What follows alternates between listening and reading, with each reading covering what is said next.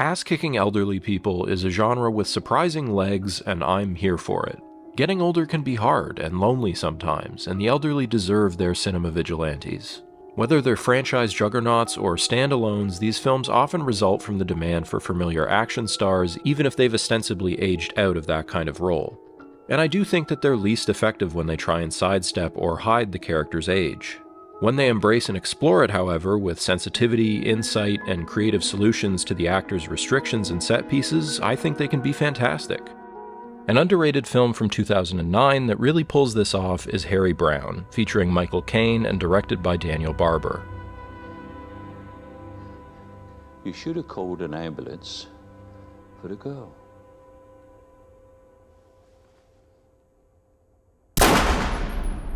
Harry Brown follows an elderly ex-Marine who lost his daughter at a very young age and whose wife is slowly dying in assisted care. His area is plagued by a local gang trafficking in drugs and women and preying on locals for entertainment. When he loses his wife and then his best friend, insomnia sets in and he becomes fixated on the deterioration of his environment and the violent crime that goes unchecked in his low-income neighborhood.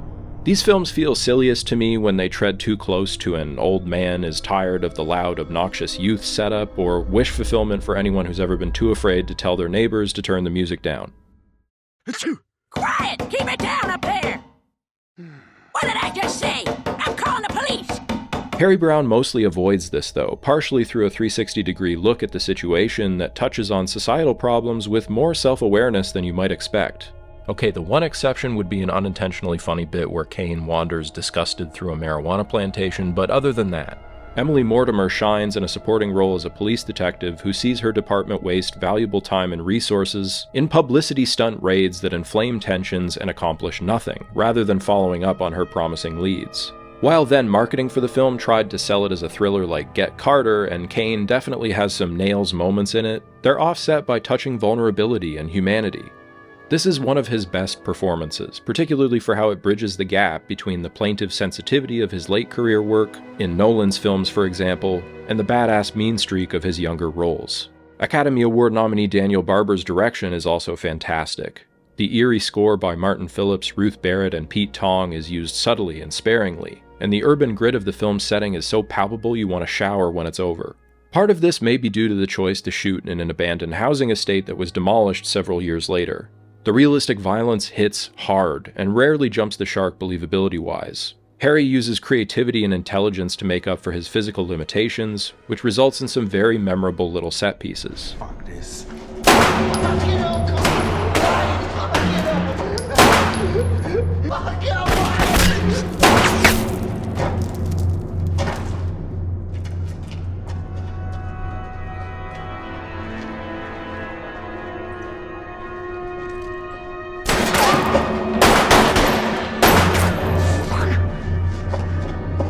Harry Brown received lukewarm to positive reviews at the time, with many critics whining about the violence. British Gran Torino may have also been a difficult reductive dismissal for the film to outrun, even if the two have very little in common.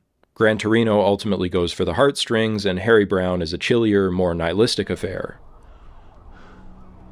It's not Northern Ireland, Harry. No, it's not. Those people were fighting for something. For a cause. To them out there, this is just entertainment. Ultimately, I'd put Harry Brown in the upper tier of the genre, and I find it sadly underseen and underappreciated. It's a fabulous turn from Caine, and there are tons of other great British character actors in the mix doing good work as well. It's atmospheric, intelligent, and tense, mining its setup for more than just visceral action and one-liners from its aging star.